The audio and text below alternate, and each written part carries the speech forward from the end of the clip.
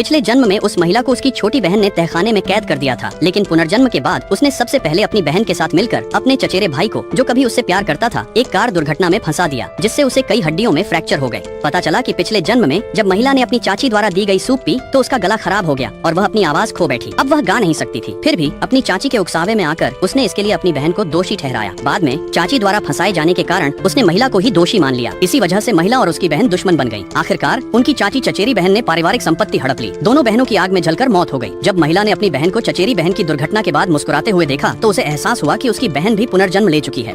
इसलिए दोनों ने तुरंत मिलकर यह तय किया कि वे अपनी चाची और चचेरी बहन से उनके पिछले जन्म के किए का बदला लेंगे। जब वे अस्पताल के कमरे में अपनी चचेरी बहन और उसकी गर्लफ्रेंड से मिले तो बहन ने कहा कि वह उनकी उसने पहले ही पुलिस को बुला लिया है और वे जरूर उस ड्राइवर को ढूंढ लेंगे जिसने उसे टक्कर मारी थी। लेकिन जब चाची ने पुलिस रिपोर्ट के बारे में सुना तो वह घबरा गई। उसने महिला से रिपोर्ट रद्द करने को कहा क्योंकि ड्राइवर को चचेरे भाई ने बहन को टक्कर मारने के लिए रखा था। जब महिला ने रिपोर्ट वापस लेने से इनकार किया तो चाची ने नाटक करना शुरू कर दिया। वह पिता के सामने रोने लगी कि महिला उससे नफरत करती है क्योंकि वह अपने गृह घर में बहुत समय तक रही और अब वह उसके चचेरे भाई को नुकसान पहुंचाना चाहती है, और जाने लगी। पिता ने चाची को वापस खींच लिया और महिला से रिपोर्ट रद्द करने के लिए कहा। ज्यादा समय नहीं बीता था कि जब चचेरा भाई अस्पताल से छुट्टी पाकर घर आया, चाची ने वही चाल फिर से अपनाई। वह झर मिली हुई सूप की कटोरी लेकर आई और दावा किया कि बहन ने ही उसे महिला के लिए लाने को कहा था। लेकिन बहन तुरंत खड़ी हो गई और कहा कि उसने कभी ऐसा करने के लिए नहीं कहा। चाची जोर देती रही कि उसने यह सब महिला की भलाई के लिए किया है। पिता ने भी कहा कि महिला को यह सूप पी लेना चाहिए। जैसे ही चाची ने उसे सूप थमाया, बहन ने गिरने का नाटक किया और जानबूझकर सूप गिरा दिया।